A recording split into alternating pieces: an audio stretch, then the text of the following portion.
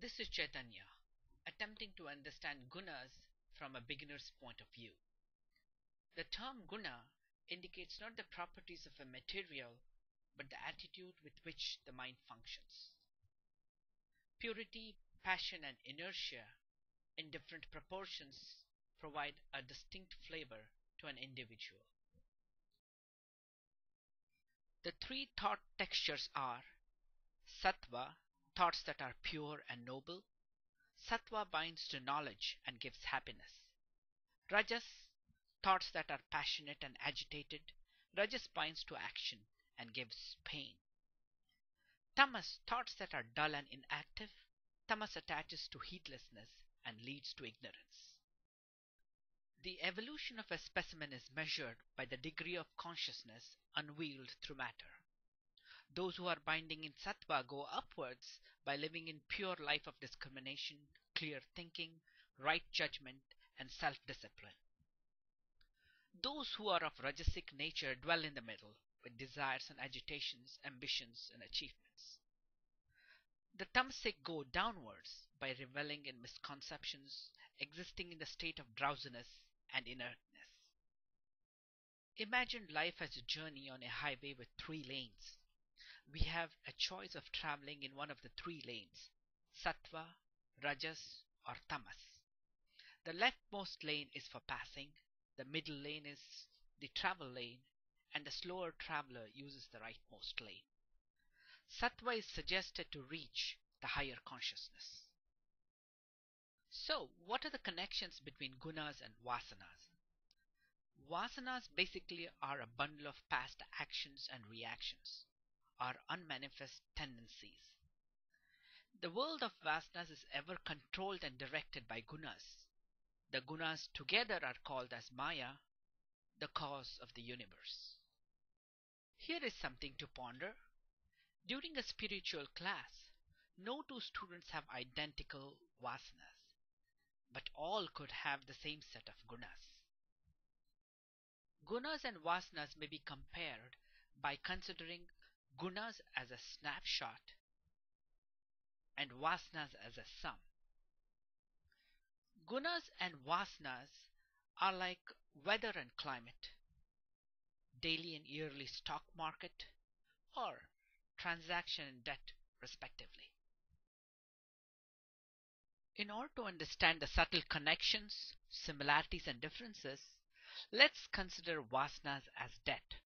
We all wish to exhaust the vasanas, or become debt free as soon as possible. At the start line of a relay race, there are no winners. Biologically, it's a fair start. So at birth, we all have an equal share of debt or vasanas. No exceptions. Philosophically, some of us have the misfortune of inheriting an undesirable debt. This is where the karma comes into picture, the effects of past actions. Some of us often ask ourselves, why does it happen to me?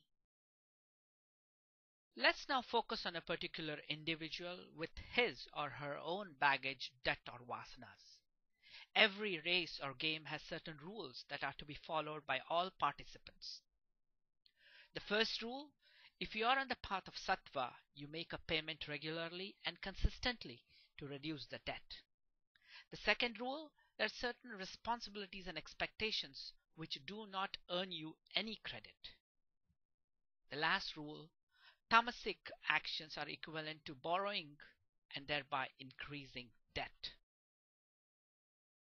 For demonstration purpose, the numbers used in the following example are completely arbitrary.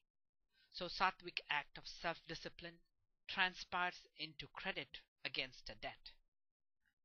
Right judgment further reduces the debt, and so does clear thinking. However, the rajasic nature does not contribute to higher goals, as they represent core and fundamental values such as cleanliness. In the grand scheme of things, there is no credit for essential responsibilities of children, parents, family, etc. Greed is like wasting energy with no real consequences or returns. The tamasic act of heedlessness or thoughtlessness steers away from our goals. He who is under the deluding effects of tamas in himself miscalculates the world and expects the impossible. Ignorance is the fruit of tamas that wields our discriminating capacity. On the other hand, the knowledge helps us to be on track. Naturally, when the mind is pure and serene, when there is little agitation in it, the light emerging through it is steady and focused. It ultimately leads to rediscovery of the self. In the cycle of birth and death, just as we inherited the debt, we pass on the baton of our efforts to the next player. How does one transcend the gunas? As prescribed by the Bhagavad Gita, the answer is by serving the Lord with unswerving devotion.